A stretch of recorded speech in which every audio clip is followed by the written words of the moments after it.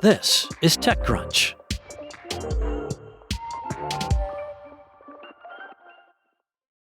So there's a couple of U.S. companies pushing forward with brain-computer interface technology. There's Elon Musk's Neuralink and OpenAI-backed Merge Labs. Well, meanwhile, Chinese serial entrepreneur Phoenix Peng is building rival efforts through two startups. NeuroXS, which develops implantable BCI systems, and a second company, Gestala, developing non-invasive ultrasound-based BCIs. Gestala has raised $21.6 million just 2 months after launching at a valuation of $100 million to $200 million. That's according to founder and CEO Peng, as he told TechCrunch. Now, the round, co-led by Guosheng Capital and Dalton Venture, with participation from Sing Song Capital, Gobi Ventures, Fourier Intelligence, Lipen, and Seas Capital, was heavily oversubscribed, with investor commitments totaling more than $58 million. This is the largest early-stage funding in China's BCI industry. Peng will use the money toward R&D, expanding the team from 15 to about 35 employees by year-end, and building a manufacturing facility in China. The 3-month-old startup aims to complete its first-generation prototype by the end of this year. The global BCI industry is currently experiencing an investment surge in ultrasound technology. Gestala is the first ultrasound BCI company in China, though not the first globally. Several ultrasound BCI startups have emerged in the U.S. in recent years, including Merge Labs, which is among the largest. Peng believes ultrasound could represent the next generation of brain-computer interface technology, offering the potential for broader whole-brain access and new ways to interact with neural activity. The founder says non-invasive ultrasound could address one of the biggest barriers to BCI adoption, the risks associated with brain surgery. Compared with implanted electrode systems, the technology can monitor a larger portion of the brain, including deep neural circuits. Using phased array ultrasound, the system can also precisely stimulate or suppress neural activity without the need for surgery. Despite rising geopolitical tensions, Peng still hopes the U.S. and China can collaborate on deep technology research. He said, both countries bring different strengths. China offers large-scale clinical research capacity and efficient supply chains, while the U.S. has world-class scientific talent.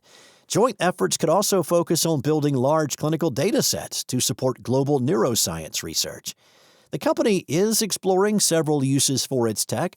Medically, chronic pain management is the startup's lead program.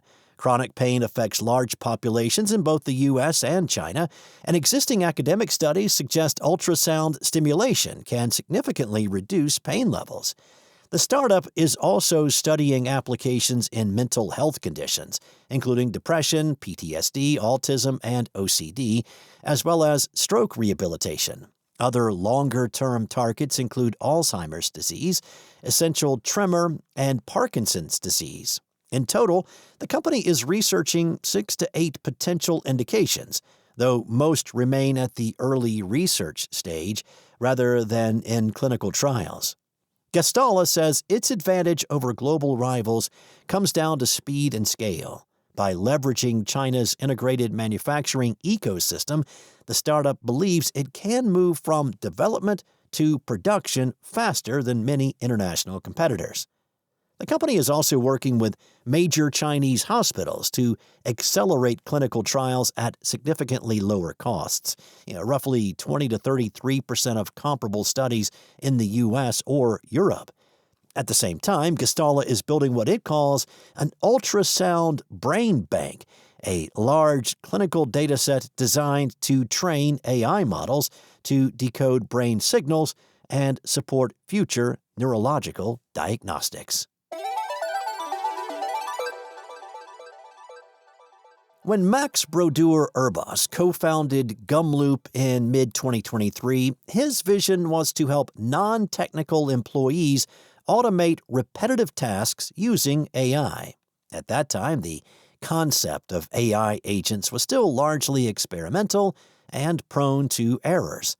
As AI technology has matured, so has Gumloop's offering. The company claims that it now allows teams at organizations like Shopify, Ramp, Gusto, Samsara, Instacart, and Opendoor to deploy reliable AI agents that autonomously handle complex multi-step tasks, all without ever needing an engineer. Employees can share the agents they build with colleagues, creating a compounding effect that accelerates internal automation. He told TechCrunch, they get addicted. They start building more agents, and then all of a sudden, the whole company is AI native. As companies race to adopt AI, Benchmark general partner Everett Randell believes the key to success lies in empowering every worker with AI superpowers, and Gumloop's intuitive agent builder is an example of the kind of tool that will unlock that potential. That's why Randall, who joined Benchmark last October from Kleiner Perkins, chose to lead a $50 million Series B investment into Gumloop. The deal, which is Randall's first at his new firm, included participation from Nexus VP First Round Capital, Y Combinator, Box Group, The Canon Project, and Shopify. Though Gumloop was not actively seeking new capital, the startup decided this was the year to step on the gas. For Brodeur-Urbas, partnering with Benchmark, the firm behind icons like eBay, Uber, and Dropbox, was a no-brainer. With Brodeur-Urbas previously planned to build a 10-person billion-dollar company, the surging demand from enterprise clients has compelled him to build a dedicated sales force and scale up his engineering team. Gumloop is by no means the only player vying to turn every knowledge worker into an AI agent builder. The startup faces stiff competition from established automation platforms as well as specialized agent builders. Even foundational AI labs are entering the fray.